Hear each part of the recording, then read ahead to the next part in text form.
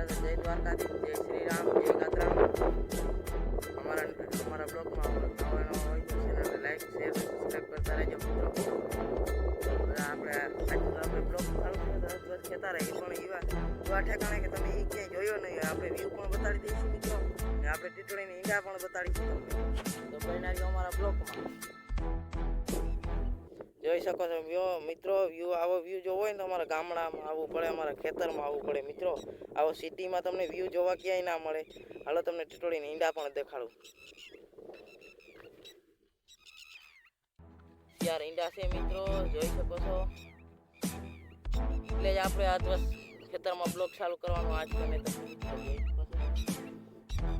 View આવે છે જરાક કમેન્ટ કરીને કહી દેજો મિત્રો. આવો વ્યૂ જોવો હોય ને તો અમારા ગામડામાં આવવું પડે મિત્રો. અમારા સિટીમાં આવો વ્યૂ જોવા ના ચડે. આપણે આજ આપણે બ્લોગ ચાલુ કર્યો છે દિવસ ખેતર બહેના રહેજો અમારા બ્લોગમાં. એટલે આવ્યા હતા ખેતરે જરાક આવા ટીટોળીની ઈંડા પણ જોવા ચડી ગયા છે. આપણે જોઈ શકીએ છીએ ટીટોળી જો આ ઉડે છે મિત્રો. હાલો તમને થોડું ઝૂમ કરીને દેખાડી દો. દેખાય નહીં કેમ કે બહુ અંધારું આતક વાગી ગયા. ખાંચાણે આપણે બ્લોગ ચાલુ કર્યો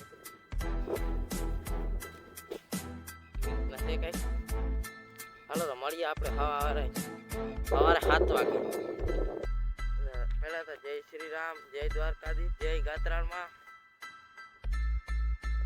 કેમ કે આપણે સવાર બ્લોગ ચાલુ કર્યો છે. આજ ઉઠવામાં થોડુંક મોડું થઈ ગયું મિત્રો. એટલે પહેલાં તો બધાને ગુડ મોર્નિંગ. 8:30 જેવું થઈ ગયું છે. આપણે દવા તમને એમ લાગતું હોય કે આ દફતર જેવું ટીંગાણીને ક્યાં જાય છે, એવું નથી મિત્રો. આપણે દફતર જેવું નથી, આ પપ એટલે દવા છાંટવાની રહે છે. એટલે બન્યા રહેજો આપણા બ્લોગમાં કન્ટિન્યુ. તો ચલો મિત્રો, તમને સવારમાં પણ વ્યૂ દેખાડે પણ હું દેખાડી ના શક્યો કેમ કે ઉઠ્યું તો બહુ મોડો થઈ ગયો. 8:30 જેવું એટલે ના દેખાડી શક્યો.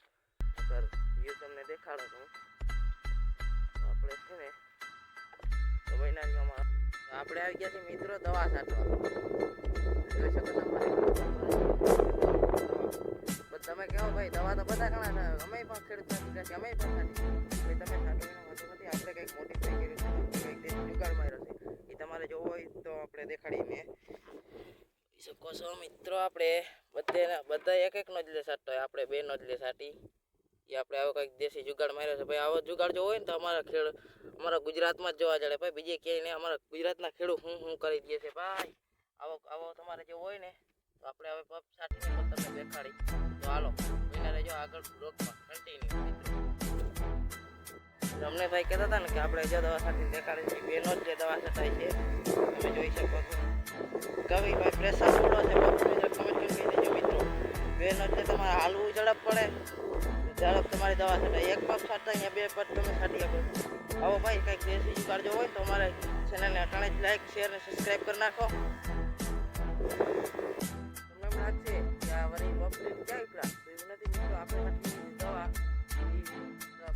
20 વીઘામાં 25-30 પપ દવા છાંટી લીધી છે. આપણે ભાગી ગયો છે, લાગી ગઈ છે ભૂખ તો આપણે નીકળી ગયા છીએ ખાવા. તો જવું છે હવે આપણે વાડીએ ખાવા. તો ચોરીમાં તો દવા છટાઈ ગઈ. આપણે બપોર પછી છાંટવાની છે મગમાં દવા. સોરીમાં તો ફાઇનલની દવા છટાઈ ગઈ છે. જો નારિયેળી ઊભી ત્યાંથી અહીંયા સુધીમાં દવા છટાઈ ગઈ. આમ સુધીમાં દવા છટાઈ ગઈ. તો આપણે હવે જવું છે વાડીએ. હાલો મિત્રો વાડીએ જઈને સીધા મળીએ.